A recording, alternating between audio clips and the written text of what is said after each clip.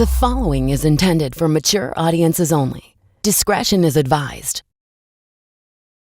Thank you so much for downloading this episode of So What Do You Really Do? The podcast where I, your host, Deadair Dennis Mallard, talks to artists and entertainers about their day jobs. And the artist and entertainer on the podcast today is an actual artist, graphic, visual illustrator, Kelly Phillips. Kelly Phillips is a cartoonist and illustrator in Philadelphia that I met in Boston. I almost said here in Boston when I'm not in Boston. If you're a regular watcher, listener of the podcast, you know that I'm out of the house. I'm not in my podcast studio. I'm in a weird blank bluish void in Baltimore. I'm still doing episodes from Baltimore. I'll be back in Boston soon and we'll see how that works out. But I met her when I was in Boston a couple months back at the Massachusetts Independent Comic Book Expo, MICE. You may remember previous guest, Ellie Earhart, also was an artist at MICE that I saw. She was on the podcast. She drew portraits of my dog, who is named Sister. I met Kelly there as well because I walked right past her booth and just saw a book about Weird Al, the illustrated book of Weird Al, and a book, Weird Al and Me. And I was like, excuse me, what is this Weird Al thing? She is a illustrator that was invited to illustrate one of Weird Al's songs into a book that he made. And she has a history with him. We talk about all of that in the podcast. And of course, her history as an artist as well. It was nice to have her on. I say it in the podcast. I'm going to tell you now in the intro. You're going to hear it again in the podcast where I talk about, I wanted to read her book and then left it in Baltimore when I went traveling and forgot. I was like, you know what? I don't want to wait around. I want to talk to her. So I'm glad we got this podcast. She's a super interesting person, very well-spoken, to great podcast guest. She's one of those people, not that my past guests weren't great. I had a lot of great ones. There are some bad ones. I'm not going to tell you who the bad ones were. Brad Sherwood. Anyway, but he, from Whose Line Is It? Anyway, but he wasn't a podcast. He was a written interview. Anyway, point being, she has a very interesting past, and we talk about how she got into comics and to art, and how she became a fan of Weird Al and her experience with that. And it was a good, fun conversation. So I know you're going to enjoy it. Let's get right into the episode. You know what? Here's the thing. Let's break the walls down. For those who are new listeners, thank you for being here. Please, after the podcast is done or before it's over with, feel free to leave a comment on whatever podcast aggregator that you're listening to this on, whether it's on YouTube, on Big Comedies Network's YouTube, or if it's on Spotify, iTunes, iHeart, whatever method you're listening to the podcast, the new Google podcast, which I think called YouTube podcast, whatever it is. If you're listening, leave a comment if you like what you heard today. Reason I say that is because it does help the artists on the show. The more interaction people have with comments, liking, starring, subscribing, reviews, and stuff like that, the more the algorithm, which I go on too much about in this episode, and it rules too much of my day, and my life, but it actually will put that the more popular things are, the more popular the algorithm makes them. That's just the way it works out. I hate it, but that's just it. The iTunes recommendation engine is not recommending things. It's going, oh, this seems to be popular with other people. Let's make it more popular with other people. So if you want somebody that you came here to listen to be more discovered by people and have a broader range of audience, like, comment, subscribe, tell a friend. All of that costs you nothing to do. And it helps so many people in so many ways, including me. And if you're here just listening, just like, hey, how do I not help Dennis? Well, then do nothing. But why are you here in the first place? People who want to just listen to my podcast and they complain about it and then not act like they listen to it. But anyway, it was a really good interest podcast. I love people that want to have a discussion about the things they do, that want to talk about getting into the depths of the pitfalls of their industry. So it was a really good conversation, and I hope you enjoy my conversation with comic book illustrator Kelly Phillips. Make sure that everything's ready before we do your checklist, whatever you got to do. Yeah. Well, here's the thing. I'm on the road. This is not my home.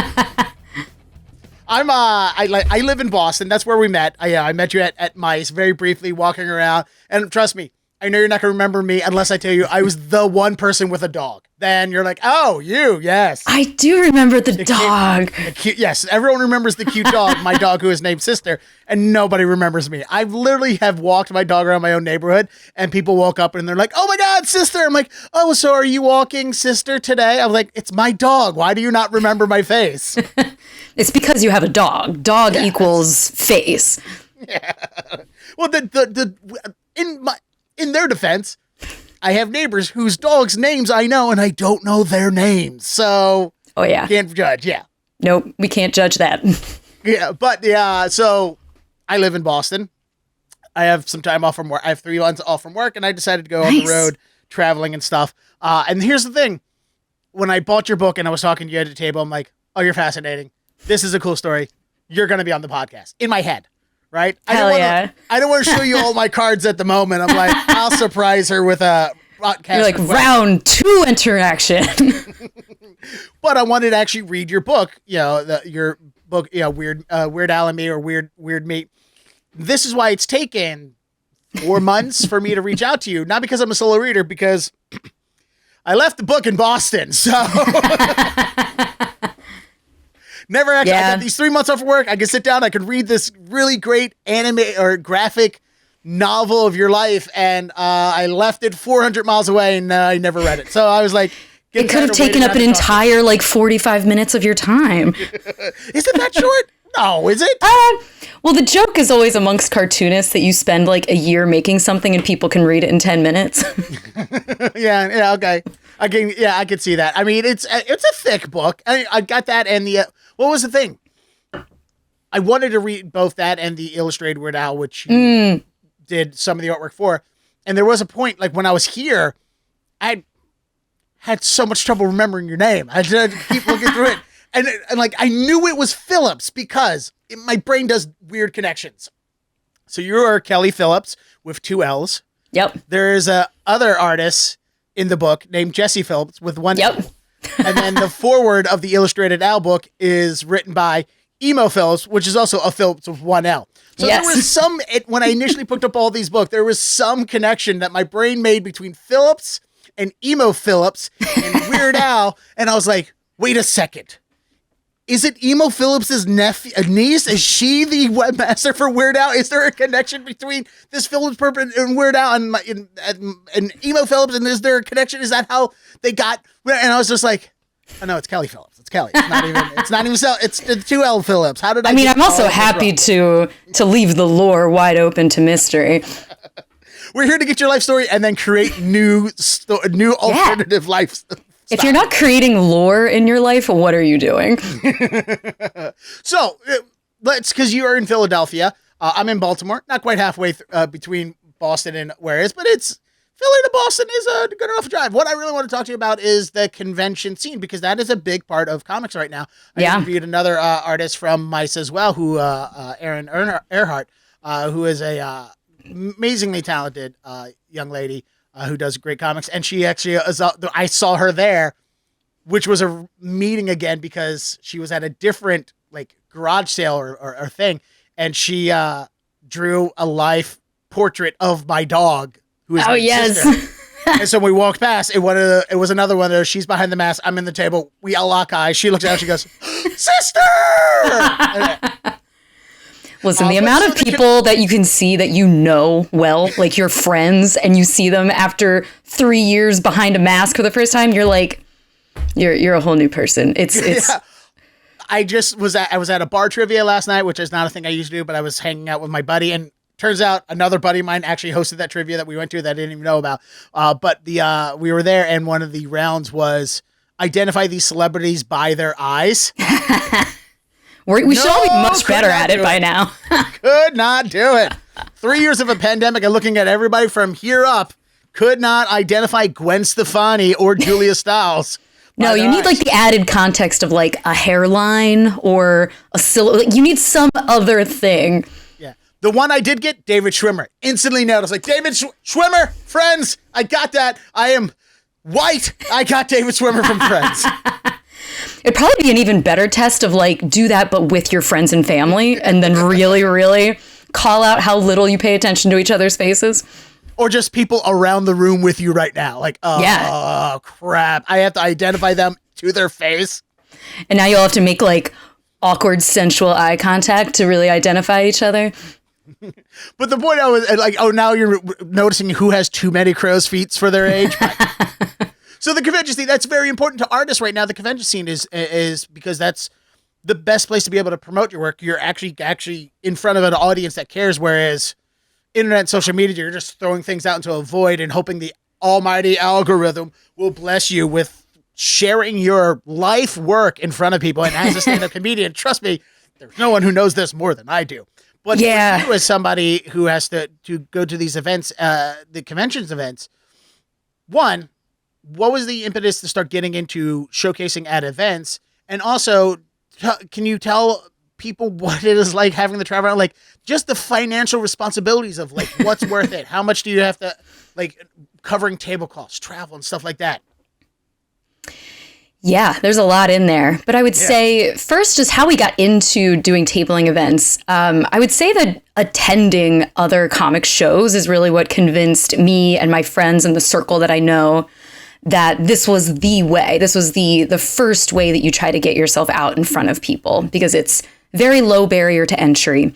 So long as you can just, get through whatever it is that is the decision body that lets you into the show. And usually that's, an accessible format.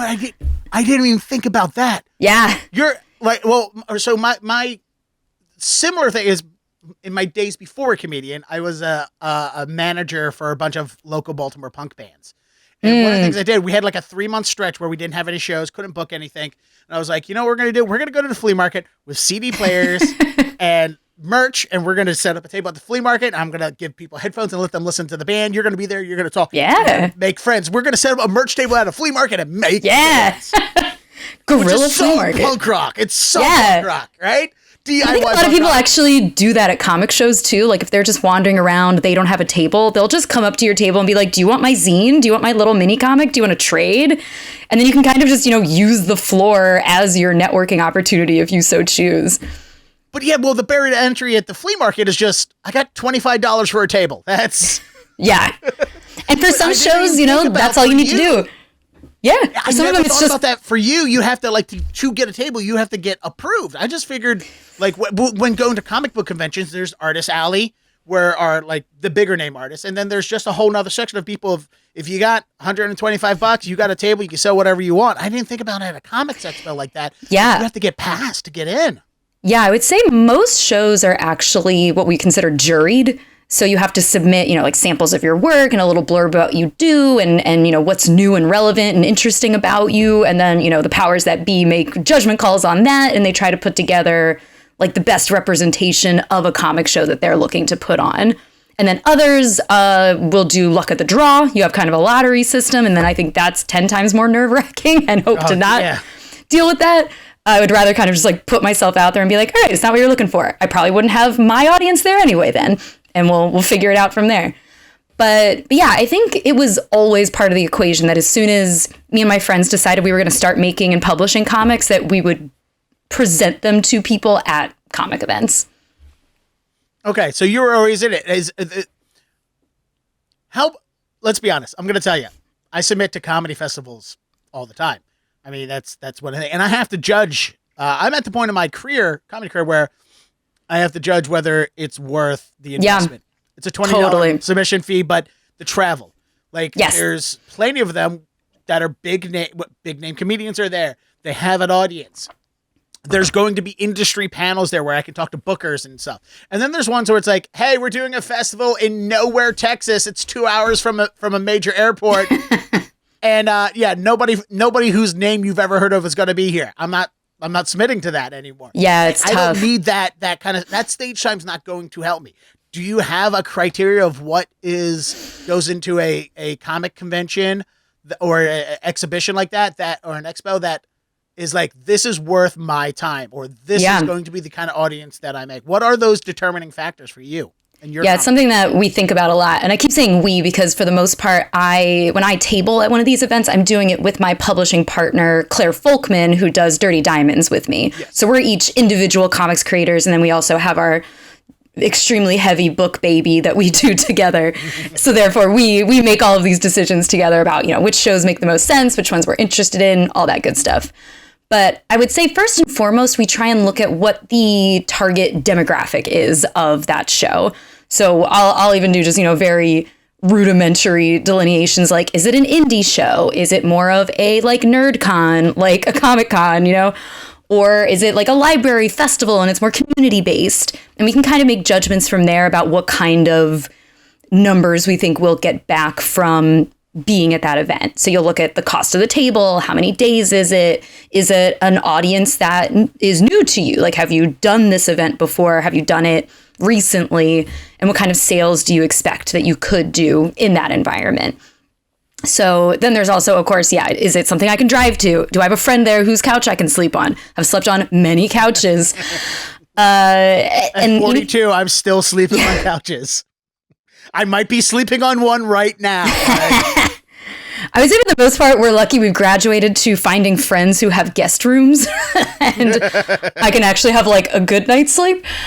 But it's something we've also been thinking about recently as far as, we're East Coast based. We've done tons and tons of East Coast, especially Northeast shows. And there's a little bit of, saturation that I think can happen, especially when we've got, these big published books that we're trying to, keep fresh in the market for a long time. How do you start getting into new locations? So in the last year, we've actually been really experimenting with how do you get like hundreds of pounds of comics and display materials onto an airplane efficiently and not break the bank. Again, so that's another thing that I keep forgetting about, because as a comedian, I have merch. My merch, like 2018, when I decided to do an East Coast tour that fell through, the merch that I purchased was coffee mugs. Now, most comedians have T-shirts.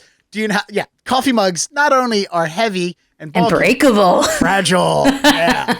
So I had to do the reason that I canceled that tour is because my car was not in the shape to be able to drive up and down the East Coast, and I couldn't bring enough coffee mugs to make a financial sense of it. So when I drive, like right now, I got a whole bag of the coffee mugs sitting right over there.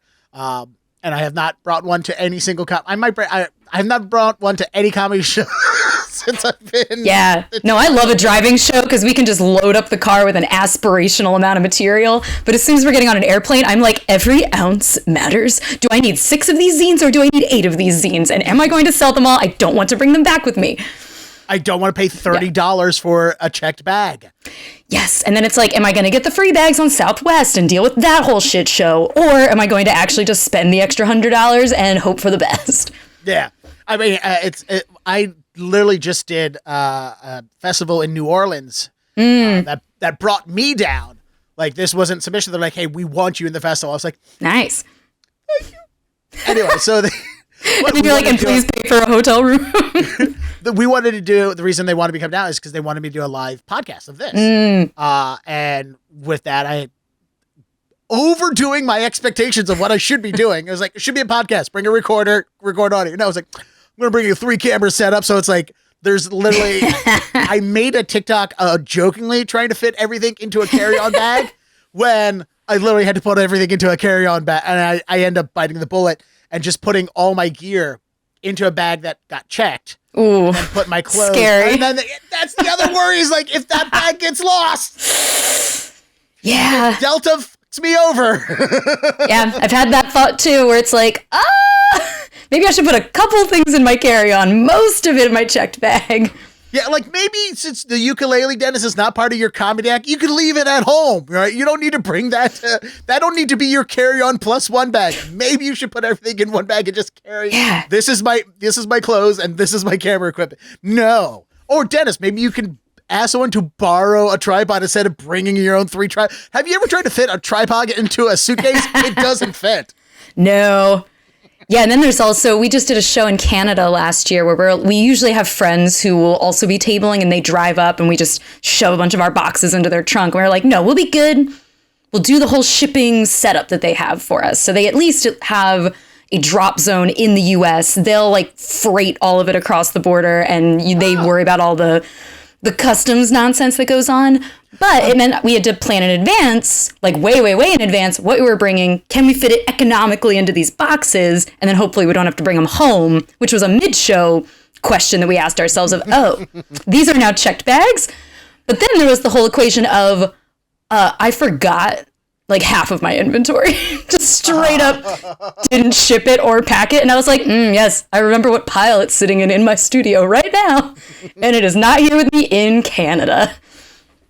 So it's like, well, we're just going to push the rest of it. And the paper, not only do you have to worry about volume, you have to worry about the weight of these things too, because even if it fits in the thing, if it weighs too much, it gets sick. I was going to ask when you cross the border, because I know plenty of comedians have had this problem crossing the border into Canada of talking about, they got to be like, I'm here on vacation. I'm here just to hang out with friends, not tell them they're going to do comedy, and then and same thing with my friends who are in bands had this problem more than comedians, especially with merch. They go to the back of that truck. All right, they look around, they find that box full of money that you've been taking all your t-shirt sales with, and then like, oh, this belongs to the Royal Canadian Mounties now, this $4,000 worth of merch money that you just sold your entire life. So when did you... Canada loves American money. What was the border? What was the border like when you had to do that crossing? Because I got to imagine you got an easier pass as an artist. I got to imagine, I hope. So the added fun of bringing comic books into Canada is there's apparently like a nationwide government perception that all comics equal porn. So that might be the most Canadian thing. Hey, look, we don't want you bringing all your nudie drawings. Like there might be nipples in there. So I've heard from plenty of other people that they've gotten like extra scrutiny when they say that like this is what they're doing, this is what they're bringing in, and everyone's like, whoa. So we've always kind of found ways to not necessarily declare all of our intentions. And we've fortunately also never been the people doing the actual like land crossing with the material. But we've had, the people who would, take a car up to the border with our stuff sitting in the back seat.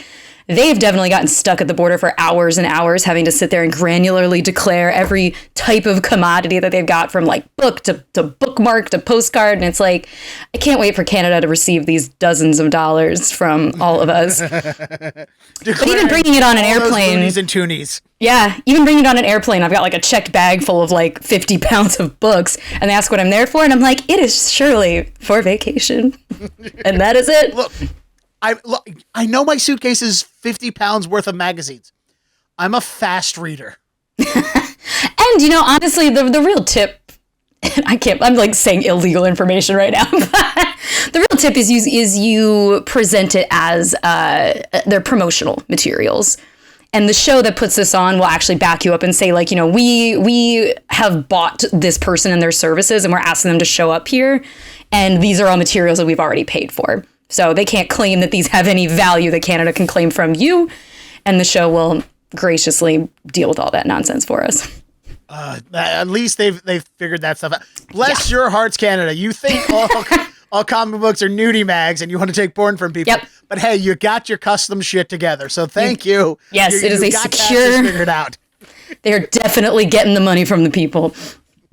Well, let's rewind and go backwards and talk about why did you become a comic book artist? Let's talk about that first, and then we'll I'm dying about the Weird Al stuff. I'm teasing the Weird Al stuff to hold people through towards. We'll get to Weird Al later because I'm excited, but I am curious about you as an artist because I grew up in the 90s. I'm 42. I was born in 81. I grew up in the heyday of Marvel and DC, like I started reading comics in the late 80s, just before Infinite Crisis. And then everything in the comic world blew up right after that. Like I held in my hand an unopened copy that I paid money for of The Death of Superman. The plastic with the red blood symbol on it. Like I had a little like metal button that I wore in junior high that was just R.I.P. Superman from that comic, but it was because I hated Superman.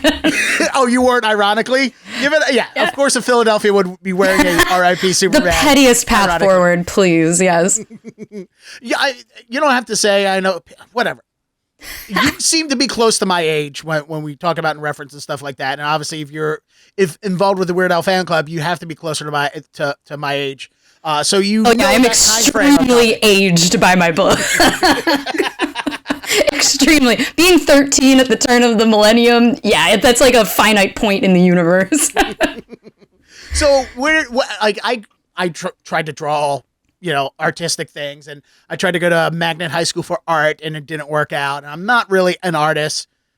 Never really was a kid, but that was a dream of mine. You were someone that followed through on it. What was the impetus to get you into art? Yeah, I would say specifically with comics, I don't think there was ever a point in my life where I wasn't either reading or making or enjoying comics, because my parents are both nerds.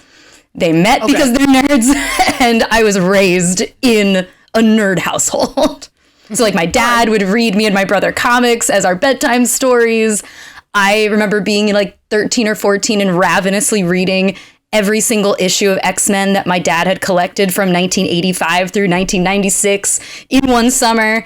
It was great and horrible, and is definitely why I stopped reading at 1996, aka Onslaught. But yeah, I was a big consumer of comics, and then eventually, you start to get exposed to manga and anime and everything that's related in other, worlds creating comics and graphic novels. And then, We're actually polar opposites, because I'm a man. Comics were supposed to be for me, but my father hated nerd stuff. He hated comic books. He never grew, he was born in 1944. He was never into it. He hates sci-fi, all that stuff. And my first comic books I found were actually my mother's comic books that she somehow kept from her old, when she was a kid. Yes. I found them under her dresser somewhere, and thank God, out of all the things I can find, my parents' bedroom that they'd be hiding from me, thank God it was comic books. Well, we all know that comics equal porn, therefore. Yes, because of Canada, yes. Yes. But so in Baltimore, I'm reading Archie comics. I found some old Superman comics that my mom had. And so my mom, not a nerd, not into the comics, she just had them from her childhood and kept them, and me and my brother just... But it's also because, from that era, comics were not automatically associated with superheroes. There were so many, they were like romance comics were the best-selling comics for decades. Yep. And then that's where you get the offshoots of comedy comics like Archie, and that kind of covers all the bases. I don't think it's until you get into the 60s, 70s, 80s that superheroes really take over in a really dominant way. Yeah, it was basically anything that was in the pulp movies got turned into comic books. Totally. So in the early days of comic books, because they're whatever medium we have, we're going to tell these stories on, and so yeah, it's interesting. I'm starting to lean on you're a girl in comics thing, because it is a true fact. It is a true fact. No, women should. I definitely knew women who were in the comics growing up, but it was definitely also a boys' club growing up. And I understand where we're in a turn of a change in history where women are more into that stuff, and that's great and it's wonderful.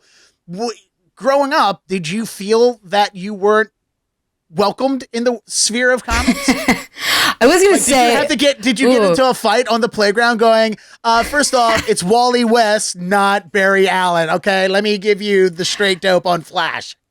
I guess there is kind of a period in childhood where that doesn't matter. When you're a little kid, you're just then hanging out with the boys, and you're hanging out with the other tomboys. And I was very aware that me and my best friends were all tomboys. Okay. But it was because we liked, Ninja Turtles and comic books and video games and playing outside. So there's an element of your life where that doesn't matter. And then when you get into the pubescent era of your life where that suddenly starts to matter because your world suddenly becomes so much more gendered. I was going to say, when you were talking about, growing up in an anti-nerd household, the trade-off is probably I was sitting there enjoying reading all these comic books and you had friends. No, I didn't. No. But I was lucky enough that I still read comic books alone. I was a nerdy kid. I was the first kid in my school, in my grade, to watch a Monty Python. Did not make me popular. But you grew up with the right parents, and they're like, boy, we're going to show you this. We're going to show you Spaceballs and Jurassic Park, and that's going to be culture for you. I got to correct you again. No offense. They didn't show it to me. They just didn't monitor what I watched. No, I would get sat down, and they'd be like, tonight we're watching an important film called Alien. But yeah, no, I think I was lucky in like junior high, high school, that I had a small circle of friends that were all into the same things that I was. And they were all girls too, for the most part. So we would, we'd be reading comics, we'd be making fan art, we'd be writing fanfic. Like we'd be in a very like self-congratulatory, supportive circle doing that, but also hyper aware that this was not like the norm of what we were observing around us.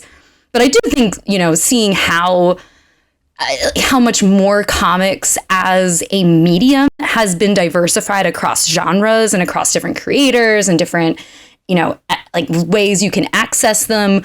I think more people at more ages and more types of people at all ages are into some kind of a comic. And that's no longer maybe the experience that people are having, which is great.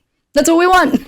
It's great that you had that experience where you felt comfortable in comics as opposed to other people that didn't have that experience, who felt uncomfortable, who felt like they were being pushed out, that it was, or I'm sorry to the people that wanted to get into it and then they couldn't because it's a boys club. It's literally the same kind of thing in stand-up comedy. We talk about a lot of how many women comedians left the business left just a couple months in because they felt too unwelcomed at open mics. Oh, totally. I just posted a TikTok the other day where I complained about why does every hypothetical scenario that you create that is not about a person, the subject of it has to be a woman that you're making fun of. Like, I'm not a woke dude, right? Like, I look like the reason for everyone's problems, okay? But at the same time, when your entire act is like, here's a observational joke about how this woman's a dumb broad, it's like, oh, do you hate women? Oh, you're so adorable. No, I was just listening to a Why Won't You Date Me episode, the Nicole Byer podcast, and she had Kathy Griffin on, and they were just talking about that, where like even people who are friends with like extremely successful women comedians, they're like, oh yeah, when I'm thinking about just going to a comedy show, a woman isn't the first person to come to mind. I've had women comedians on this podcast that have admitted they never saw a female comedian growing up. All their comedian idols were men. Meanwhile, me as a kid, again, not trying to be woke because I'm definitely not. All right, I've been in trouble for a lot of things that I say, but at the same time, growing up, I wanted to grow up to be Lucille Ball. I didn't see a difference between her and me. I didn't see it was like, oh, I can't be funny like her because she's a woman, or she's not funny because she's like, I definitely got into school fights on the playground going, Phyllis Diller is funny. Joan Rivers rules. This is worth going to jail for. I highly support this kind of violence. And when it comes to, what we were talking about with comics too, that isn't to say that these spaces were always, again, are they intuitively open to women? It isn't like, are they pushing you out, but are they creating an environment where you are naturally pulled in? Yeah. And I think that's one of the reasons that me and my friend Claire started publishing our own anthology of only women cartoonists, is because we saw a gap that we were like, why can't we buy this book that we're really interested in? And we just decided, okay, we'll just make it ourselves. So in a lot of ways, you still have to make these spaces in order to be able to get in. But I do think the reception, once you create it, it's like, oh, it's great. We've wanted you here all along. And you're like, yeah, could you have made this a little easier on me, please? Could you help me? Could you help me up a little bit? Yes. Can you not just see the aftermath and understand that, like, from the beginning, maybe there's people missing around you? So growing up, you were a nerd. You started your own. Did you go to an art school? Like, what fundamentally made you an artist? Was it just doing it over and over? Because I also grew up with like Todd McFarlane doing like tutorials. Like, now it's all over TikTok, Instagram Reels. You can watch your most famous comic artists just sit down and draw. They'll do tutorials and stuff. It was hard to find back then, but they were out there and I held on to them like, just by like, this is for me. Yeah. Oh yeah, totally. And yeah, when I was like a teenager, I think I started to have an aspiration of, wouldn't it be awesome if I could just be a cartoonist, like be a comic book artist and draw X-Men comics? And that's when there was also a time where we watched Bob Ross unironically. And that's how we learned how to paint. Like, we literally, that was our only resource, was this weird guy with an afro. They're we like, were doing it comically. Secrets. Like, this is how you make the trees happy. But yeah, no, I would like, read these comics. There'd be ads in there for the Joe Kubert School of Cartooning. And I'd be like, oh, someday this is what I'm going to do. This is how I'm going to learn how to do this. And, as time goes on, you're like, that's not going to happen to me. So I'm just going to copy comics constantly and just like redraw all my favorite artists and kind of learn the ways that they draw. And that kind of, makes you just want to play and have more fun. And it's like a very low stakes way to just be drawing for yourself and admiring art. And then, come college time, I had to make some decision, right? So I decided to go to what I consider low stakes art school, which meant that it was not a BFA program, but just a more generalized BA program at a larger university. So that, number one, I didn't have to go to the BFA campus in the middle of the woods with a bunch of artists. That seemed a little too much for me. Oh, you as a woman didn't want to go out into the middle of the woods with a bunch of mostly probably dudes, and I think it's a good mix, but it was more the like, is this the atmosphere I want to be in? And instead I wanted to go to the bigger university and like get to take a whole bunch of other types of classes and meet different kinds of people, which ended up being the right decision. So I would say Temple University. Okay. I had a friend who my brother went, the reason I have a love for Philly is my brother went to Drexel. So I would go up there and hang out with him in an attempt to try and make us friends, and he wanted none of that. But I love the city. It's a lively city. It's great. It has people. I had a young lady who I graduated high school with. She went to Temple. I've met a couple other people that I got a love for Philly. I wish I went there more often. In fact, I keep trying to plan a comedy gig over there and just never really. There's a ton of comedy locations here. Yeah, tons and tons of theaters and stuff. I'm just bad at planning. That's really what it is. That is the ass sake of it. Is you have to be like, oh, I have to do this. I have to get it started. Well, if you give me that's why I like doing festivals, because it's like I have my dates already booked. I just got to get the travel done. Like I don't have to. Yeah. So just tell me where I got to be and I will get there. The shows, yeah. Yep, I'll be there with bells on. Somebody just give me the show and I'll show up. Don't make me hunt down the shows. Yes. But yeah, no, I would say, as a teenager, I was really like comics. Then when college came around, I was like, I guess I should take this a little more seriously. And I was doing a lot of fine art in college. And I would say then by the time college was wrapping up, I was like, remember comics? Comics were fun and they involved storytelling. And I think that was an element of art making that I was missing a lot, is when you're in fine art, the storytelling element can become a little obtuse, or if it's not something that resonates with the way that you like presenting art, then it's going to be a struggle. And I realized that, comics and storytelling were way more for me. So serendipitously, what was happening around the same time is, so my friend Claire and I, who I do Dirty Diamonds with, we met in seventh grade in cartooning club, which is very, very adorable. And then we went to different schools for college. She went to another. Wait. Yeah. Please tell me she's blonde and you guys are Veronica and why did I forget her name from Archie? You're the duo of Betty and Veronica. That was her name. Yes. No, are you a Betty and Veronica? She was a dyed blonde for a little while. Nice. But now we're becoming more and more similar, where she's growing her hair out and we're behind a mask you could have a problem. But yeah, we both went to different art schools, and then by the time that was wrapping up, we were reconnecting with each other on LiveJournal, and we were both talking about all these comics we were seeing online, and that there was a show up in New York that we were really interested in going to together. So that meant that we reconnected. We were getting into indie comics at the same time. We were coming up with the same conclusion that there wasn't the thing that we wanted to buy there and we should make it ourselves. And the rest is history. We've been doing that since then. Well, how long? Can I ask how long you guys have been working on this together? Yeah, we started Dirty Diamonds in 2011. And I would say we were maybe starting to make comics the year or two before that. So it's been a minute. No, that's great that you have that expertise together.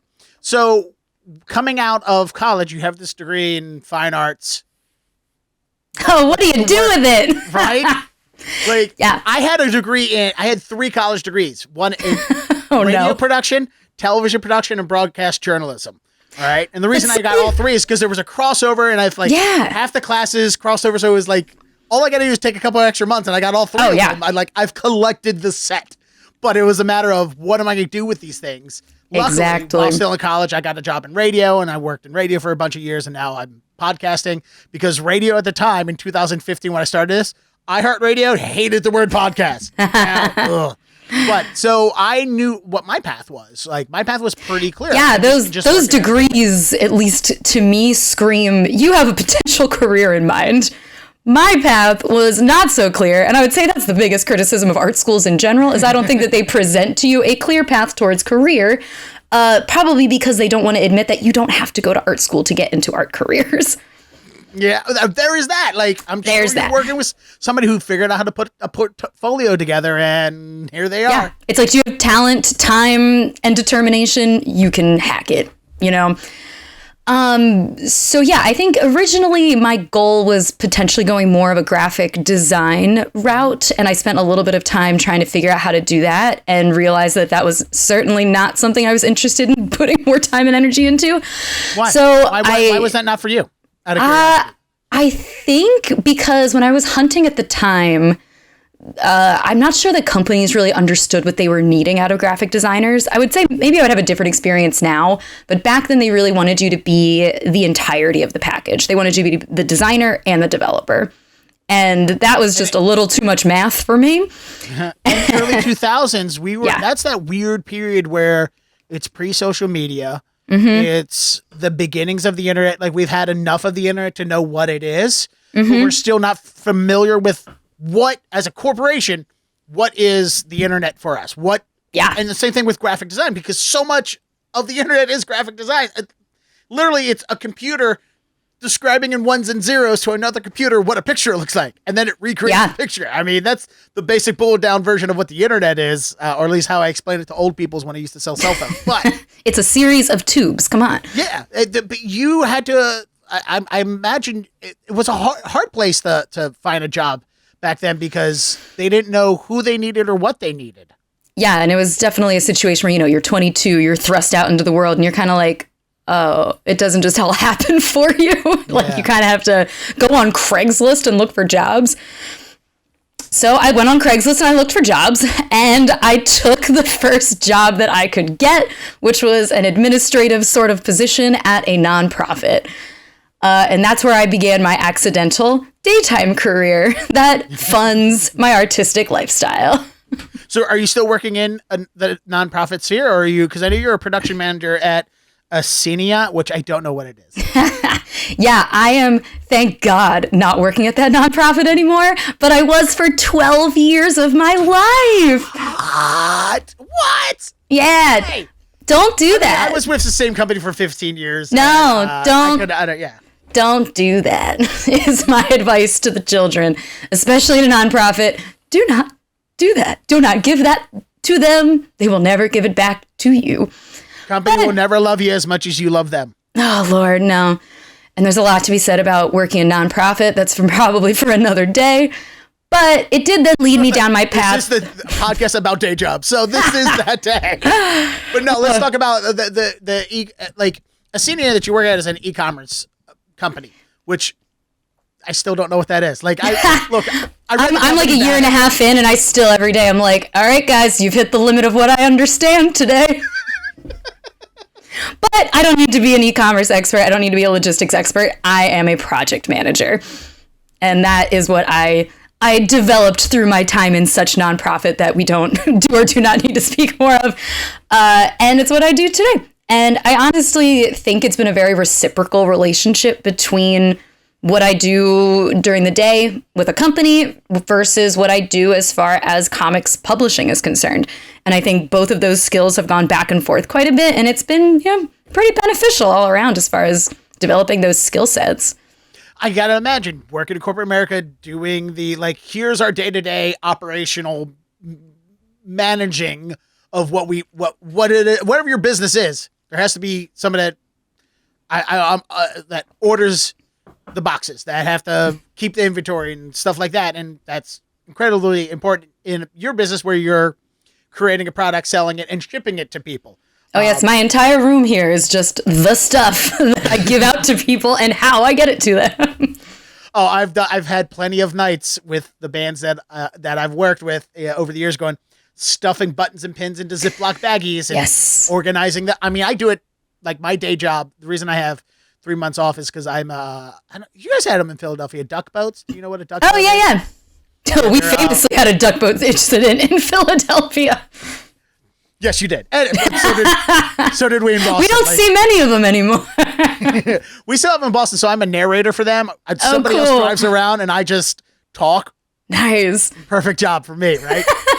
But I drive around Boston in a World War II replica amphibious vehicle, drives around the city of Boston and goes into the Charles River. And the Charles River is frozen during this time of the year, so we can't do that. That's pretty nice, though.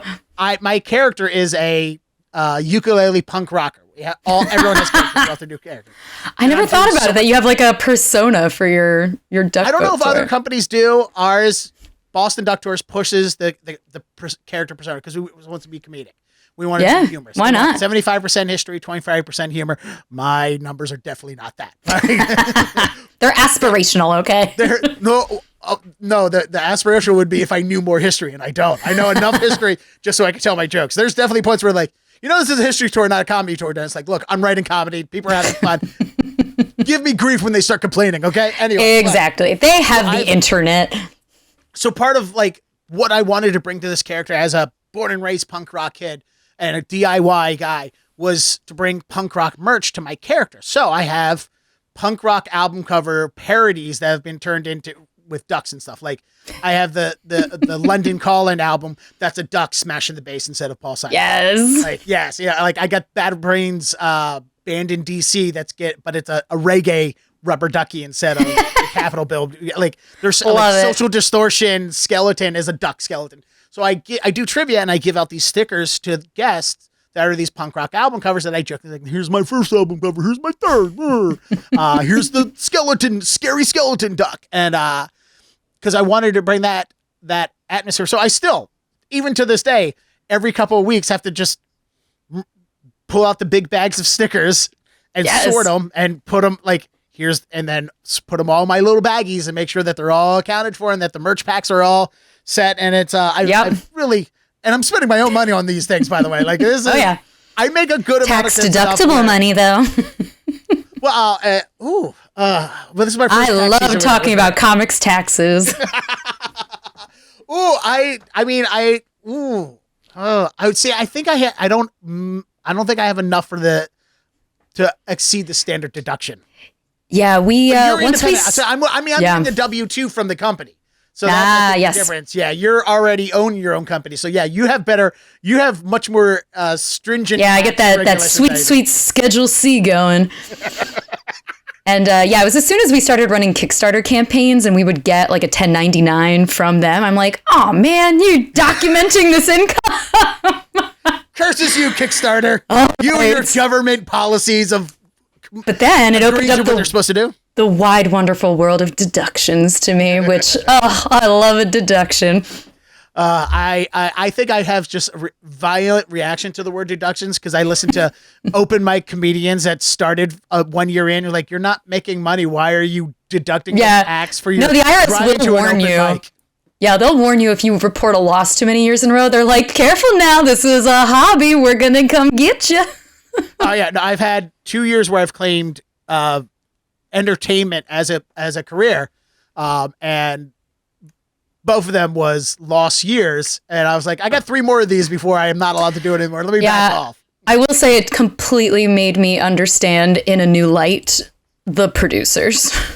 I was like, oh, I get it now. You operate at just enough of a loss. It works out fantastically. Not that that's the goal. Would love more income. All right, let's get to the Weird Al. How did you become the webmaster for Weird Al Yankovic? Like, I was a big fan, and there's no way I could I grew up in a world where I knew television was made. I grew up in a world where I knew comedian was a profession, that actors were professions. Like I have a heart, like one of my other podcast friends, Ken Reed, amazing podcast called TV Guidance Counselor Podcast, where he owns every edition of TV Guide. Him and his guests pick an edition, they go through it. It's amazing, amazingly interesting stuff. But one of the questions he often asked his guests was always, when did you realize that TV was made? That it was made? And I was like, I don't know if there was ever a time where I didn't remember. Like, I don't remember having that violent reaction like, Santa's not real. I hope your kids aren't listening to the podcast, people. Anyway, I put explicit for a reason. Anyway. But I always knew that TV was made. I always knew that the people on my TV are actors. Yes. And that's a job. So I don't have, so I knew I could always get into this, but I also couldn't see myself ever knowing Weird Al Yankovic. I've met celebrities. Neither did I for a long time in my life. So how did you? So I would say the first distinction is I was not the webmaster of Weird Al's website. That's actually Weird Al's drummer does that. I'm sorry. Yeah, the fan. Yeah, how did you get involved with the Weird Al fan club? That's where I was meaning to go. Yes. So I omit words every. Look, I say a lot of words. So in case I would love the clout. I would love the clout of saying when I was 13, I was the webmaster of Weird Al's website, but I cannot. But yeah, I would say that, and in my book, I go into it quite a bit too, where, I discovered Weird Al at around the same age that a lot of people do. You're like 13 years old.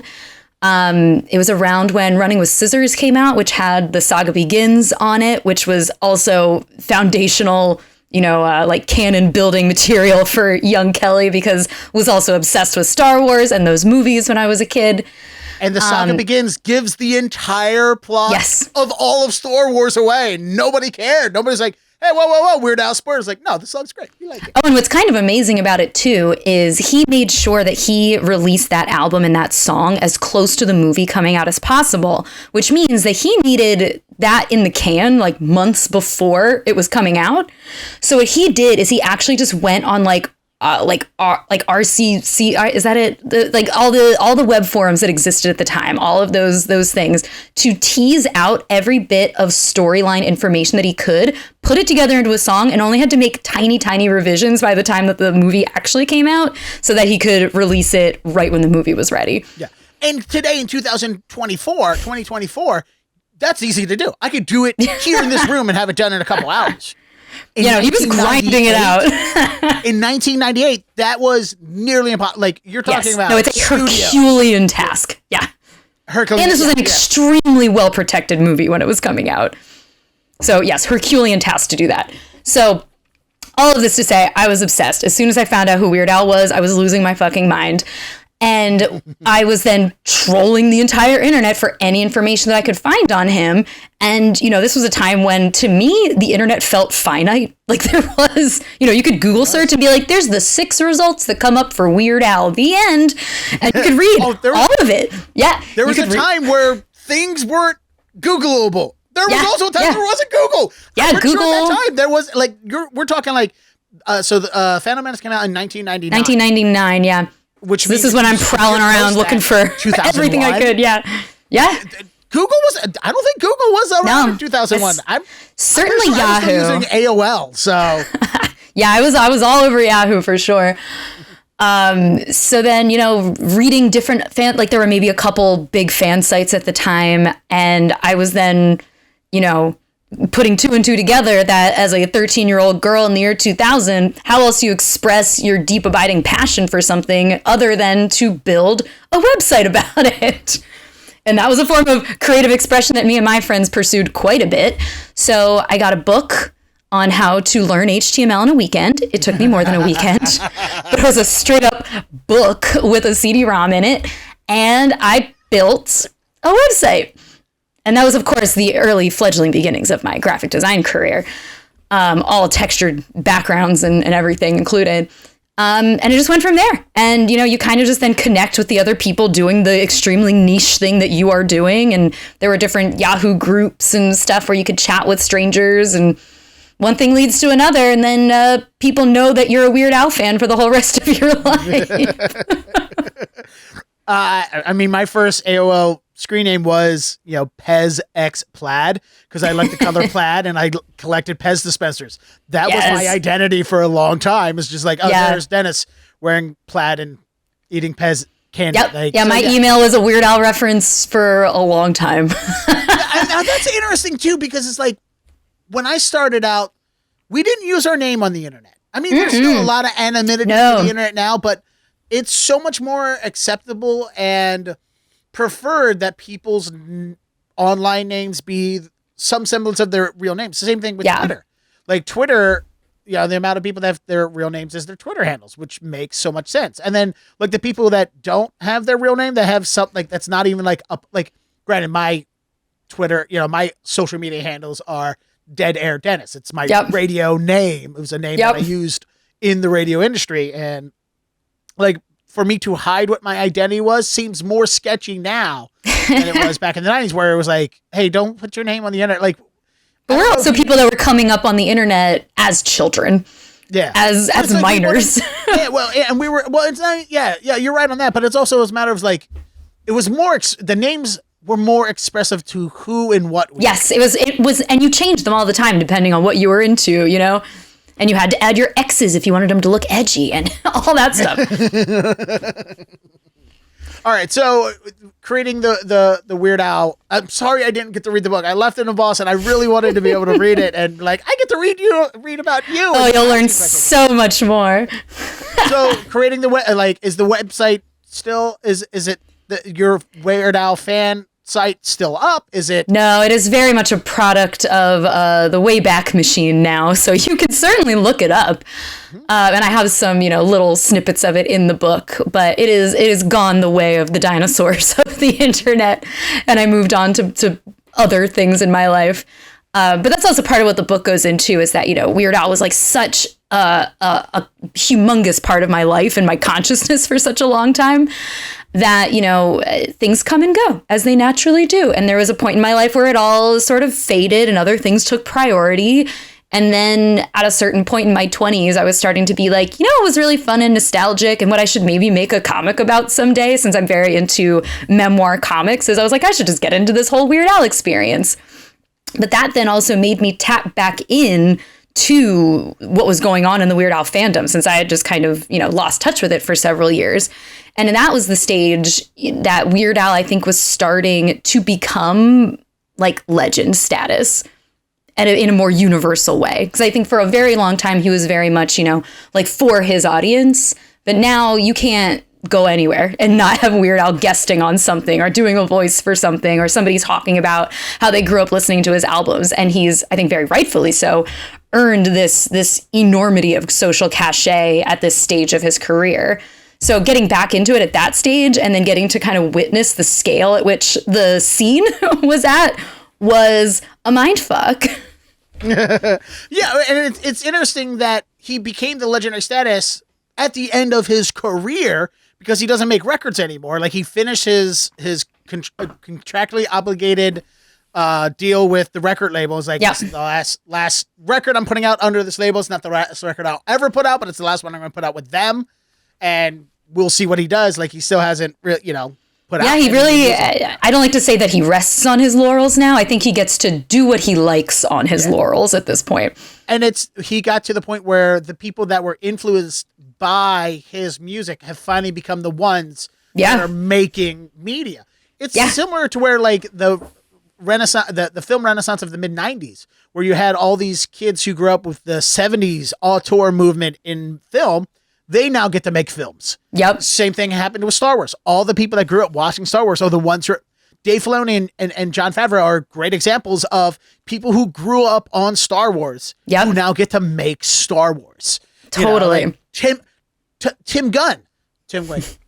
Tim Gunn. Guardians of the Galaxy. James Gunn.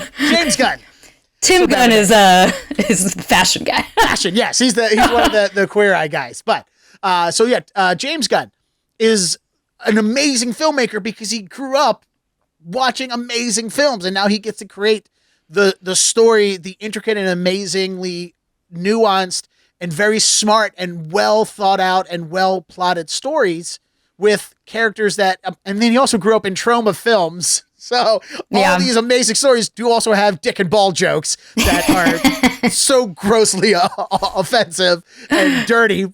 But that's the world he grew up in. He gets to do all that. And that's very true in comics and animation right now, too. Like, you get shows like Steven Universe that is so clearly influenced by all the same stuff that I grew up watching. And I'm like, oh, I see you people of the same age. I see that we all read the same things and watched the same things, and now you're making media with us in mind. Like, this is awesome. Seth MacFarlane. Yeah, we get it. You grew up in the 80s. Okay.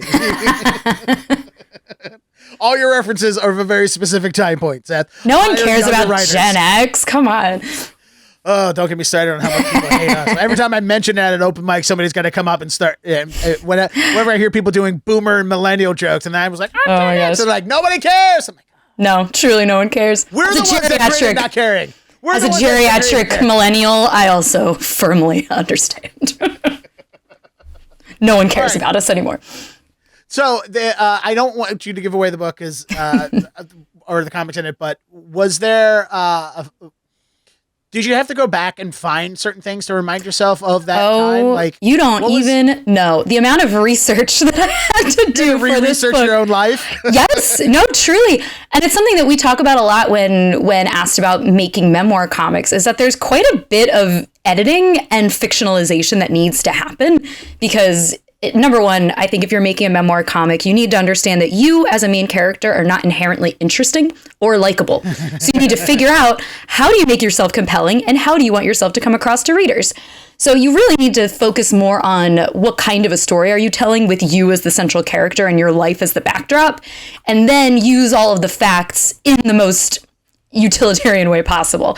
But I still had to, like timeline things out, find old emails, look up the original source code of my website so I could look at it and see what I actually wrote on there. I can imagine that's like watching you look at old HTML is like watching people read The Matrix. Oh my God. Yeah. No, everyone of my age group knows way more HTML than you would imagine because we were all building fan sites. And also MySpace was HTML. Oh, totally. And LiveJournal, everything required you to just know basic HTML. So yeah, there was a lot of research that went into it, a lot of plotting out how I was going to present these events, like these milestones throughout this period of my life where I was running this site and Weird Al was very, very central to things. And then I had to kind of come away with, not a lesson or something, but, something I'm trying to communicate to the reader about why I'm sharing this story and why I feel it's significant. And for me, why did this journey happen? Yeah. Why did this matter? Why was this worthy of, 200 pages of comics? And for me, it was really about, and the whole process of doing this kind of led me to this conclusion, but it was very much about reconnecting with something that was very central and very important and very foundational to me and my sensibilities and the things that I'm into and the people that are around me, and being at a place in my life where I was so excited to reconnect with it and pull that back into who I am now. So little 13-year-old Kelly's loves and interests are still my interests in my 30s because I acknowledge how much that meant to me and how much I still enjoy those things when I tap back into them. So I think it's really about, just, relishing the things that matter to you and not letting yourself feel embarrassed by it or that, you've outgrown it. Because if something makes you happy, let it make you happy. That's kind of the moral of everybody who makes anything, really, is if it's making you happy, let it make you happy and don't worry about the other things. Yeah. You can only follow that. Good things will come to you so long as you are being good to yourself, if I could only practice what I preach, like on that, like if I just didn't sit around in a ball full of anxiety because of the fucking algorithm. Yeah. And then I would say too, one of the amazing byproducts of making this book is, Weird Al has read it. He owns it. I got to hand him a copy of it after a concert and he jumped up, he shouted my name and he said, "Kelly, I loved your book." And we talked about it for a couple of minutes and he's recognized me ever since whenever I see him at concerts. I'm getting goosebumps thinking about it. I know, it was that was a good day. That was a good interaction. But I had never dreamed necessarily that he would, get it, that he would buy actually the original zine copies of it off of my web store under his wife's name. Because I remember... I was going to ask, do you have Weird Al's credit card number? You don't have to give it out, but do you have Weird Al's credit card number? I certainly had to pack up the package that included those zines in it. And then I just wondered what happened with that for a few years. But he was like, "Yeah, I have that version." And I got to give him the nicely fully published version that I kickstarted a few years later. And he's done interviews where it's like happily sitting on his back shelf. And I just cry a lot because that's really joyful. And Yeah, and most recently, that's led to me being able to participate in the Illustrated Al, which is the comics collection that he published through Z2 Comics, which is all comic interpretations of his songs. So that was also a really incredible full circle experience for me, where I got to then illustrate for him a song that mattered a lot to me since I was a little kid. And which song was it? Because how do you pick? How do you pick? Yeah. First of all, not only do you have to pick, but how do you get to pick the one that nobody else picked? Like, is there if you and somebody else both picked White Nerdy or whatever it was, is there a draw off? Do you guys we're going to draw and he's going to judge which ones gets in the book, and if mine don't get in, tough shit. Well, for the most part, I was really pleased that the majority of the songs that are in that book are originals too. So it kind of takes that element away of people picking the obvious parodies that everybody knows. So I think it really spoke to a lot of us that Al chose who he knows are fans, that we would want to do like the oddball one that we are a big fan of that people don't always necessarily think of first. But I was given Dare to Be, people don't know. Dare to Be Stupid is a Weird Al original. It's not a parody of a Devo. It's in the style of, but it's an original. Even though Devo says that Weird Al has written the best Devo song. Yeah. Mark has said, I will hate him for writing a better Devo song than I could ever write. It's amazing. But yeah, no, I was given a list of songs to choose from. So that helped me. But that was then the Sophie's choice to be made of, do I choose like the one that I'm like, oh my God, this would be so awesome to do, but am I really scared of doing it because I don't know if I can do it justice? Or do I just choose the shortest song because I had a really short deadline on it and I knew I could get that one done in time? So I chose the shortest song on the list, but it also happens to be one of my favorite songs, which is Since You've Been Gone from the Bad Hair Day album. Okay. And it's an a cappella song that is purely about all of the ways in which Al would rather self-mutilate himself or that is how poorly he feels as if that person were still in his life. So I just got to draw Weird Al getting maimed a lot. Hey, I love you so much. Let me draw your death. Let me torture you. And yeah, I saw him at a show after I submitted the comic, and he got to tell me how much he enjoyed it, and that was very lovely. And he's just an extremely lovely person to be a fan of because he's just the nicest guy, best guy. It's great that you got to meet him, that you got to share that art with him. Do you know any of the other artists who are in the book? Yeah, I do know a handful of them, and others are just other indie cartoonists that I'm familiar with, which is awesome. I'm glad that it was a lot of people who were kind of in my same circles that got to be involved in this type of book. Have you connected with any of them? Like, do you guys have a secret illustrated Weird Al meetups where like, let's get together and talk about our Weird Al artworks? There was allegedly a meetup at the most recent New York Comic Con that the publisher organized where they were like, okay, last minute, who's around? Who can come? And it's like, all right, you guys have fun. So I'm sure some of them had fun. I always hoped that they would maybe do some kind of a book release party somewhere, but pandemic times and all that. Yeah, they did come out right during then. But so I want to circle back to something that you brought up, and that's storytelling. You did an amazing job describing the purpose of story, because I feel that I do not, as a comedian, say I'm a storyteller, because to me, that's code for unfunny white guys that don't have punchlines.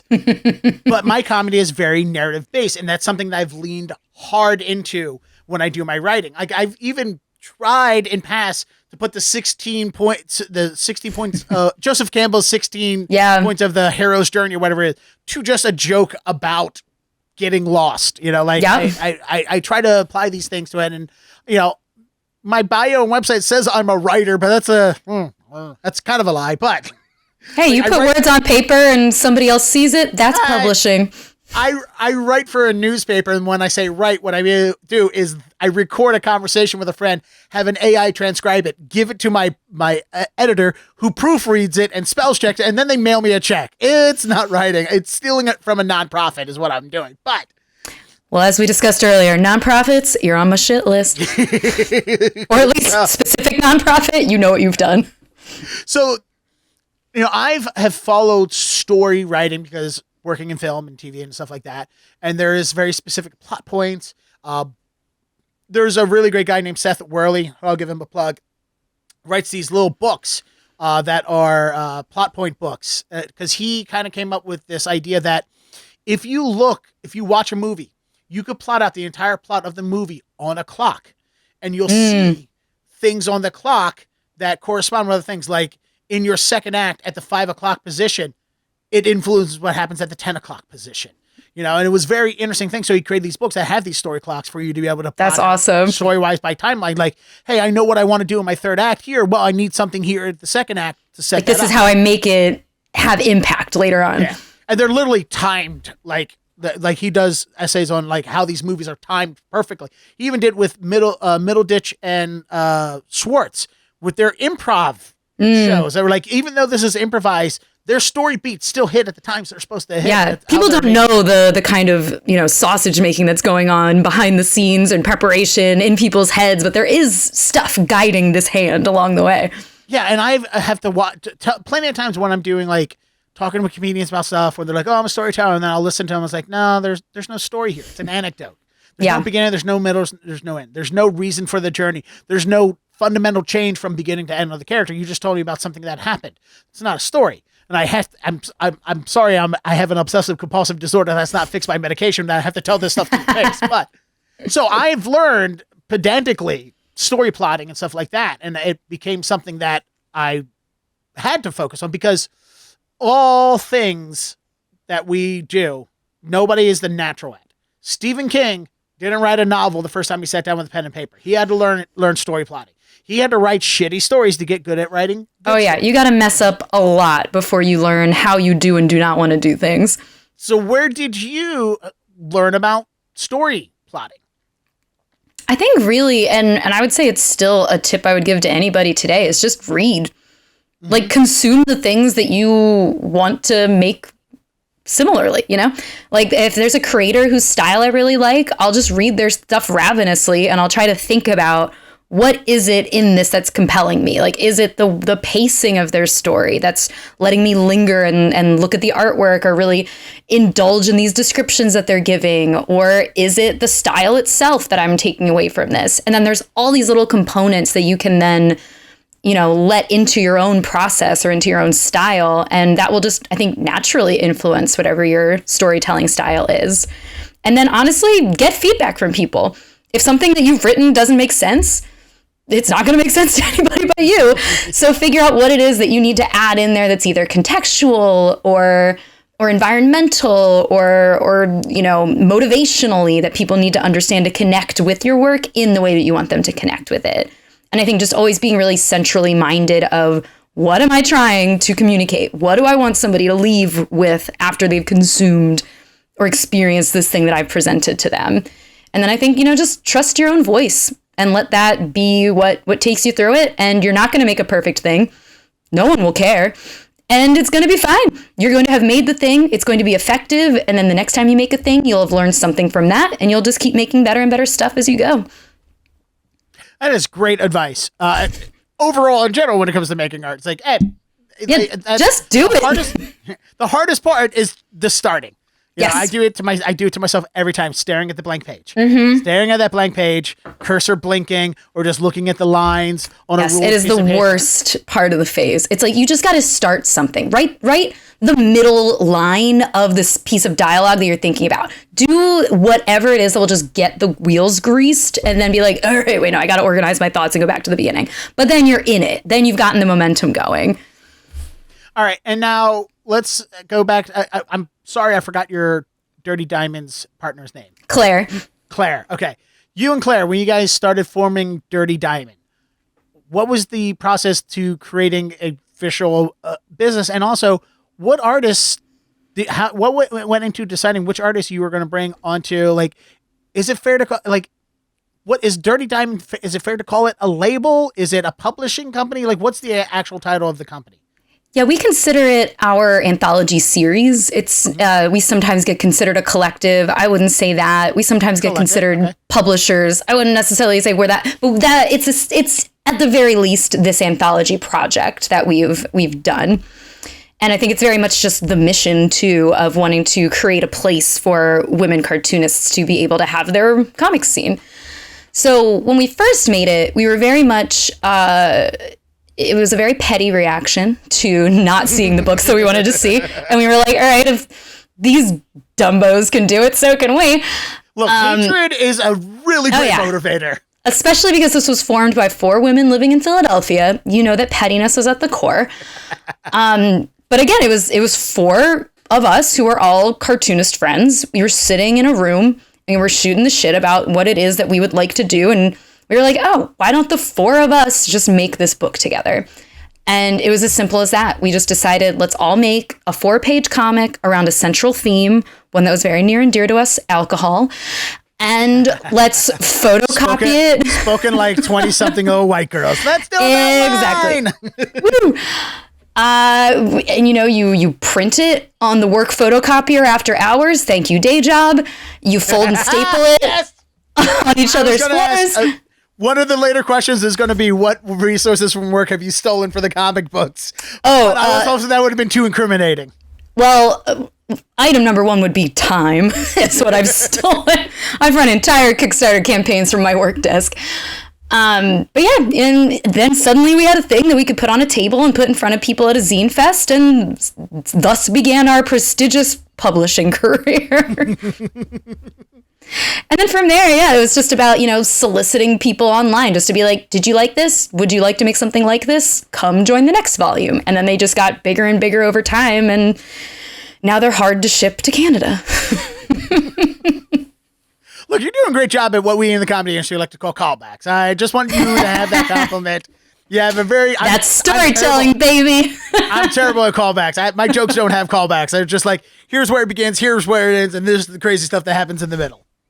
I'm not referencing... Look, you don't need to take notes to be able to get a joke later on, okay? I'm just going to keep rolling through with new ones. It's almost intentional. Which also helps that, I was a student of a comedy music master for a long time in my life, so I have thought about a lot of these things too, which has influenced, even if I wasn't thinking about it at the time, the way I tell stories.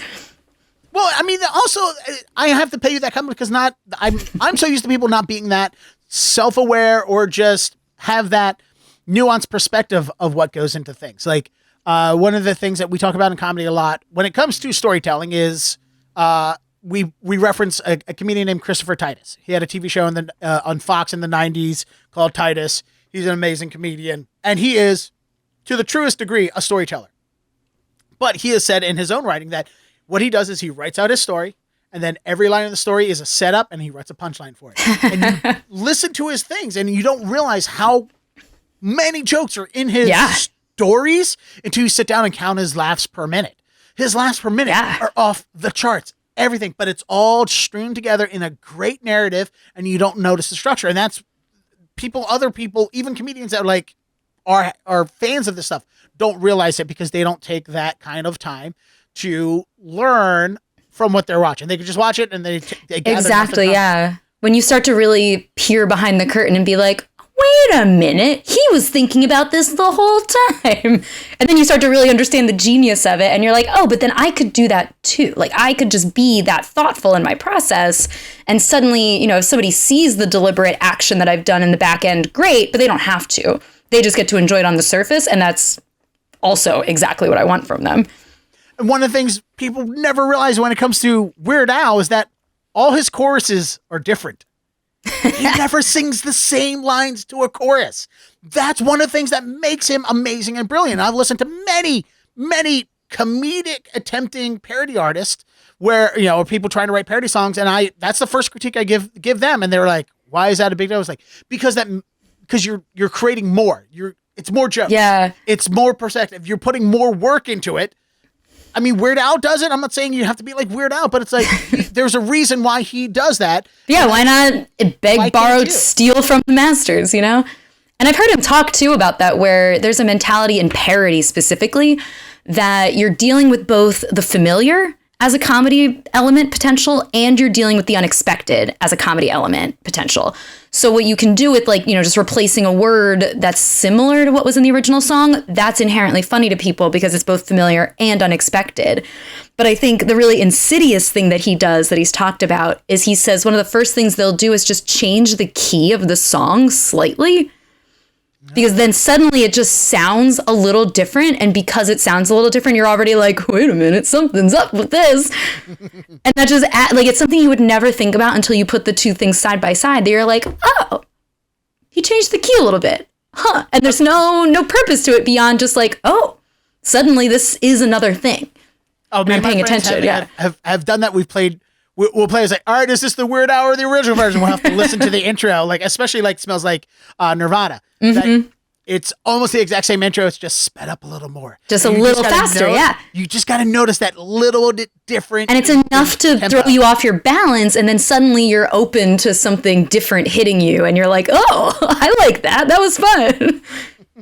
Yeah, I applaud you for being very self-aware and being knowing that these things, and the other thing with going back to the music thing was it also makes the song interesting because songs can be very monotonous. So if you change the lyrics, it's the same thing. Like you want dynamics in your music. You want, like one of my favorite just dumb changes in music is there's a band called 9 Days. They have a song called Absolutely Parenthetical Story of a Girl. This is the story of a girl. Yes. And I love there's a part at the end where they just where they're playing and then they're saying the chorus over again. This is the story of a girl who cried a whole river, blah blah blah.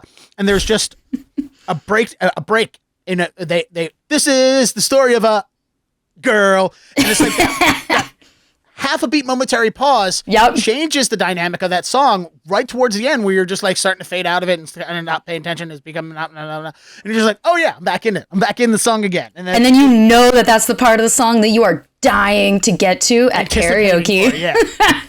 You're like, this is the line that's going to bring the room together where everyone's going to be like, this is. When I'm about to like, all right, I'm done with the song. I'm about to hit scat. Oh, there it is again. I'm back here. You're like, that's the best part. Yeah. So, do you feel that you learned some of this introspective nature from going to art school? That's funny. Making me think about the purpose and function of art school in my life. I don't know. I feel like a lot of art school is there's a lot of like technical training involved in it. Like you go to drawing class and you learn how to draw and you learn how to like see things differently so you can learn how to draw. But I think because of that, you end up having to imbue a lot of that. And when you're starting to have to, like actually make images that aren't just, the model in front of you or having to craft an image, you have to start being like, okay, how am I putting these pieces together myself? So there is somewhat of like a self-driven element to art classes, I would say. And I think that then means it's you get as much as you give. So it could be that because I come from a perspective where I really enjoy storytelling, I got a lot of things out of what I was doing to inform my storytelling. But I don't know if that's a universal experience necessarily. Some people, I think, really enjoy making a static image and allowing people to interpret it in 100 different ways. And I'm very much like, I am telling a story. If you want to connect to it in different ways, that's fine. But it is a story with a beginning, middle, and end. Well, the reason I ask that is because I think about it, I'm literally sitting across the street from my art magnet high school that I went to. Again, I went to that school because I lived across the street, not because I got accepted into any of the art programs. But I was still involved with things. Like I was heavily involved with theater. And I can tell you the reason I'm sitting right here having a conversation with you is 100% because of my theater program and my theater teacher and the tech theater teacher. Nice. It influenced me to the knowing that I could be doing the things that I went off and did after high school. But I was also, I had to take an art class. And we had these amazingly talented art teachers that were teaching kids every day. Their curriculum was art in addition to their general studies. And I remember one day in this art class, we're dumb. We're just the regular kids taking art class. We're not like special little molded little snowflake, soon to be out in the world, running the world in artists. Like we're just dumb kids having to do this, right? And I remember Pharaoh Maddox, who's the name of this teacher, did a lot of like, he's just teaching an art class, but all at the same time, he's trying to get you to think openly about art and about what you are creating. Yeah. So I remember just vaguely him doing that. And I remember talking to, dealing with the other teachers and stuff. They always seem to have while they like, even my friends talking to my friends who are in the art program and stuff, they were like, oh, well, the I have to do this. Like listening to them talk about their own artwork retrospectively. And I'm like, wow, that's a lot of big words for a 10th grader. Like, where did you figure this out? Like, this is what they're teaching us. So I would imagine maybe that's regular or a shared experience amongst all art school students or people. I don't know. I feel like most visual artists people are the ones who have the most well-rounded introspective of people that I've met. Maybe. I don't know. Maybe I'm projecting. It could be too because, when you go to art school in college at the very least, you definitely get into the critique cycle, which is where you'll usually have to, present something that you've made to the class and you just open yourself up to feedback from anyone and everyone. So when you're suddenly having to talk about your work more, you suddenly start to have to think about your work more. And sometimes you'll put something up and somebody will ask a question about it or make a comment. And you'll be like, yeah, that doesn't resonate with me at all, which means that I probably didn't put a lot of thought into this. So then you start to put more thought into it. And then when people do get to, picking up on those things that you deliberately left for them, those little Easter eggs or what have you, that then makes it feel more meaningful. So maybe that experience did, in a more insidious way, influence the way that I think about and make art. But yeah, it's a great environment to get to experience. And I would say too, one of the things I really liked about the choice I made for the kind of art school I went to is because I was taking it with other people in my BA program, which also meant that I was taking it with everybody else who was just taking their art credit. So I was taking art classes with people who were like, oh yeah, I'm like a finance major or a geology major or whatever. And they're like, I chose to do painting because of all the art options. I thought painting would be the most fun. And they were some of the best people that I got to interact with in those environments. So I was also very happy that my choice worked out, that I was getting to do and experience and talk about art with people who came from all those different perspectives. And it wasn't just for the intention of making art, it was also for the enjoyment of making art. And I think the further that I get into my life, more or less, the more I appreciate that I've been able to make really self-indulgent projects. And one of the ways that I've been able to do that is because my art does not fund my life. My work life funds my ability to do that in the way that I want to do that. That's what this podcast is about. The things that we have to do during the day to support what we want to do at night. But speaking of the enjoyment of art, are you even able to enjoy creating art just for fun? I mean, one of the problems I have is that everything entertainment based has to be monetized or has to be part of my comedy or entertainment. That is a hard mentality to grapple with because, especially because we have this habit of going to comic shows. You want to have something new to put on the table and to give out to people. And whether you sell, 5 of them or 50 of them, you want somebody to want it. You want somebody to resonate with it. And, it doesn't have to be, adding a lot to the bank account, but I think it's more about, having that ability to connect with people in some way.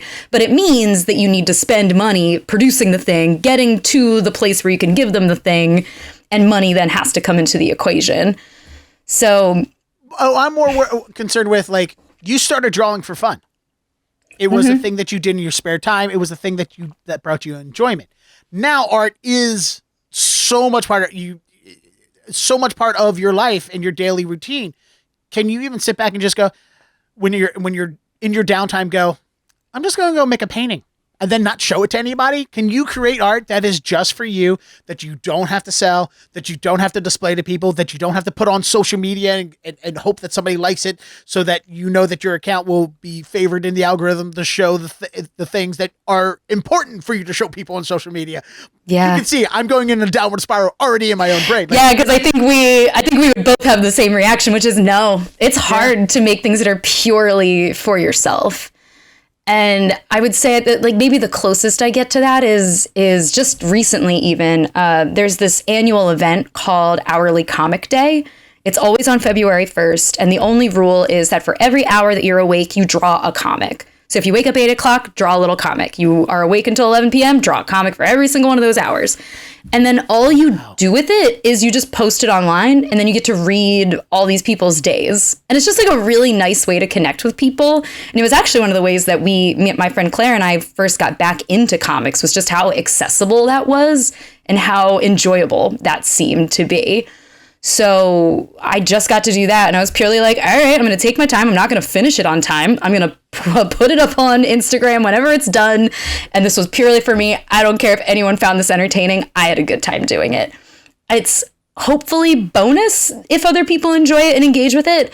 But I would say primarily I'm just happy that I did it, and it helps me to feel like I still am in my practice. I'm still productive. I can still grind that out in a day or so. And then, yeah. It would be, yeah, I mean, I guess I would have to grapple with myself in a quiet space to see if there was art that I wanted to just be making for myself that I'm not making. But right now, I think because I like to make comics, one of the key elements, the storytelling piece, requires an audience. So I think that's part of the exchange that I am looking for in telling a story. Well, as somebody from me who works in the movies, TV, films as well, it took a long time for me to be able to watch a movie without analyzing every single frame. Yeah, no, that can be hard. I definitely do just get to like read comics and enjoy them purely and not be like, oh my God, how did this person do this? How did they get this book deal? How did they do all that? Like, I don't go down that rabbit hole unless I'm deliberately trying to tease that information out of it. I'll just purely be like, oh, I'm going to read this book that I bought 2 years ago today, finally. And then I just really enjoy that. And I get to say hi to the person who made it and tell them they did a good job. Yeah, sometimes it's hard for us, but it can be very hard to turn it off for sure. It's hard to turn off. Like I was just saying, I was saying to my friend who was hosting trivia, I was talking about back when I was hosting trivia. I didn't host trivia because I like trivia. I definitely was not hosting trivia because I'm smart. Hell, I told teams, when you hear me read the question, that's the first time I've read that question, right? Like, I'm here reading the questions because I'm not capable of answering the question, right? And we're talking about, like, to me, my trivia shows was a comedy show. Trivia is just a reason for me to make jokes. I'm going around and I'm talking to tables. I'm making jokes. I'm being funny at every moment. Yeah, and that's enriching you know? And he was saying, he's like, yeah, man, sometimes I just want to host trivia and not be on. I'm like, I'm never off. That's the problem. Yeah, you're like, I like to be on. On is the point. Yeah. But there is times where I have to learn to turn it off, just be palatable, or just because I need my own time to just be a person. And that is, like, for me, being on is the animation. Always constantly having a joke. I'm sure for you, being on is creating art. Is grinding it out, yeah. Yeah. And I gotta imagine sometimes it's hard for you to just like, you know what, I want to just go back and just draw something that is not going to become some kind of work later on. That's not going to become more than just me doodling.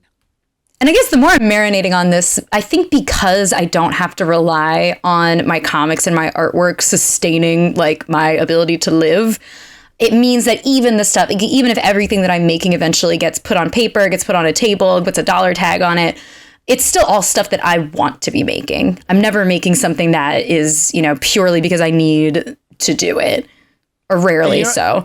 And there's people out there listening to this podcast that needed to hear that sentence from you. Yeah. So what is in the works for Dirty Diamonds right now? Can we get a preview of what's coming out next, or what you just released recently for the people who are just discovering you and your comics? Yeah, so Dirty Diamonds is an interesting question. In 2020, we were aiming to publish the 10th and final installment of that anthology series, and the theme of the book was death, very rightfully so. And then suddenly... End this whole series with death. Yeah, we wanted to kill it. But then, very ironically, a global pandemic happened. So it took us about 2 years. Huh? Yeah, don't worry about it. It's over now. So it took us about 2 years to finally fully release that book. And the intention when we were ending the series was always to figure out what the new version of Dirty Diamonds would be, whether it was another kind of publication, did it take a completely different form? who knows? So now that we've finally gotten to fully bring, this poor book into the world, we're now finally getting to go on this journey of figuring out what it is that kind of, in the same way that we were sparked to inspiration and into action when we first made that book, what is that right now that we feel like we should be doing instead? So the short answer to your question is we're doing some recon and figuring out what should be the next step for Dirty Diamonds. And in the meantime, we're also, just re-exposing ourselves into the convention circuit, since that really only fully came back last year. We're trying to get into new cities and places. I was definitely the only person at MICE that was not wearing a mask, because I was like, I didn't know this was a mask event. There was definitely a couple of ushers that were like, excuse me, and I just keep walking. I am not anti-mask, but I have gotten to a point where I'm like, I need a minute. I'm done with masks. If you don't want to let me in because I'm not wearing a mask, I'm not going to put up a fight. I'm going to be like, all right, cool, fine. And I have seen fights happen. I saw a fight happen. If I'm leaving unmasked because you don't want me in without a mask, that's fine. But if somebody is going to be like, fuck you, I'm going to, this is America, I'm going to drag them out by their ears. I'm going to be like, no. Watch it happen. I'm pro-masked, but also not going to wear masks. I like masks for 3 reasons. One, at a comic show, it means that I don't have to constantly be smiling, and your face hurts so much when you've been smiling for 8 hours straight at people. You can just relax the muscles for a few hours. 2, I love wearing a mask on public transportation because it's so fucking nasty, and I don't get colds as often as I used to, and I used to get sneezed on every other day. And 3, when I'm breaking out and I don't have to put any makeup on to be in public, I can just be like, oh no, I'm gonna wear a mask today. Yeah, fair enough. And but also, you don't wear glasses. I do not wear glasses. No, I do not have to deal with that problem. My husband, for sure, had that struggle from day one. Yeah, the fogging up of glasses is a big reason for hating masks. Yes, I fully understand the additional struggle there. And I'm also mask pedantic enough to be like, oh yeah, the easy fix for hogging? Put your nose out. Then that defeats the purpose of the mask. That is the thing we're trying to cover up, sir. I watched a guy all last night at this brewery trivia contest, nose out the entire time. I'm like, what are you still doing? What are you doing? Why is it still a conversation that nose has to be in the mask? I saw somebody take their mask off to cough. Oh, the amount of people, yeah. I've seen that where they pull their mask down to sneeze, which... Yep. In defense, to sneeze openly, where it's like, have we not even learned the elbow technique by now? 5-year-olds do it. Sneezing in a mask does suck. It's the worst. It's gross. Oh yeah, it's nasty, but you're like, it's my own nast, so I'll deal with it, I had, pre-pandemic, I definitely did one of those, achoo, into my shirt, and then just went, oh, why did I do that? That's the first time I did that, and then the last time I did that. And sneezing in mask is that constantly. But, yeah. But also, I want people to have snot all over their face than in my lungs. Yeah, and which is the thing. I'm a believer in the masks that are preventative. Masks are strictly preventative, not defensive. Yeah, for me, it's I know I'm going to be in a situation where this is going to get dicey, and I want to continue to live my life beyond this week, or I know I need to be around people who need me to be doing this right now. Again, that's probably the difference is that you want to live, and I'm a comedian who constantly has suicidal ideology. So, there's against that. Hey, I fully subscribe to everyone wants to be dead. No one wants to die. It's a lot of rest being dead. So, all right. So what else with your comics, what in your comic industry right now, what else is going on, and where can people find all of your artwork? Yeah, me, myself, and I am also still working on my own comics. I came out with one last year that was another memoir. It's a travel log about a trip I took to Austria with my mom, which is where her side of the family is from. So that's a whole relationship-based story with a bunch of pretty drawings of mountains. Mm-hmm. And that was kind of my getting back into the swing of things comic. And now I'm trying to put out a few new things this year. I'm continuing a series of comics about cats because I grew up not only in a nerd household, but in a crazy cat lady household. Because my mother is a veterinarian, which meant that we said no to any animal, or we did not say no to any animal that crossed our path. So I have lots of fun stories about that. I'm trying to get back into the swing of that with a few new cute stories. So hopefully that's coming out in the next couple of months. And then I'm also working on a long-form fictional thriller that very much takes notes from what I consider to be high art, which is Lifetime movies. So I'm trying to make my version of a Lifetime movie series. You're making your version of a lady from the big city goes back to her small hometown and falls in love with the unlikeliest person. Now see, and I could go on true diatribes about this. That is the Hallmark movie structure. Lifetime is murders. Okay, yeah, well, dramatic murders. Be honest. Here's the inside of what the joke I was just trying to create in my own head was. Do I go down two routes? Do I do the Hallmark romantic comedy thing?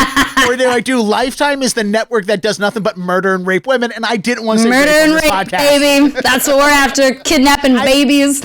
I just brought the room down to total darkness where people who are listening to the podcast had to bring the lights in their room a little bit when I was talking about my own suicide ideology. I wanted to keep the R word rape out of the podcast, but now you forced me.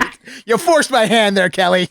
But you know what? We are also people who grew up in the era of SVU, so it is very much in our brains as comedy at all times. And we both grew up in big cities where you gotta be on heads on a swivel. And you know what? If you want to talk more about films that follow a clock-based storytelling structure, I have 100,000 things to say about the structure of a Lifetime movie. Which is why I think I've studied them accidentally for too long. I need to suddenly make my own. Excellent. Well, I'm looking forward to it. And where can people find all of those books? Which, by the way, you didn't mention the Dr. Seuss parody book, all the things you. Oh, yeah. Where can people find all of those books? You can find me online at kellyphillips.net or on social media anywhere at Kelly P Comics, and you will be able to find links and all that jazz to my store, and you'll see updates about when I'm going to events, hopefully near you. Awesome. And final question, on a scale of 1 to 10, how mad are you at the person that has kellyphillips.com? Because they're probably a realtor and they're not interesting. I think I did look that up once upon a time, and at the time that I was getting my website domain, I was like, .net is so much sexier. We're not even mad. Excellent. Kelly, you've been an absolute guest. It was so good to hear your life story. I'm glad we were able to get this connection, even without the fact that I meant to read your book and then left it 400 miles away. Well, now you have homework. I will. As soon as I get back to Boston, it's getting cracked open. Hell yeah. Awesome. Love it. This has been great. Thanks. Thanks so much for having me.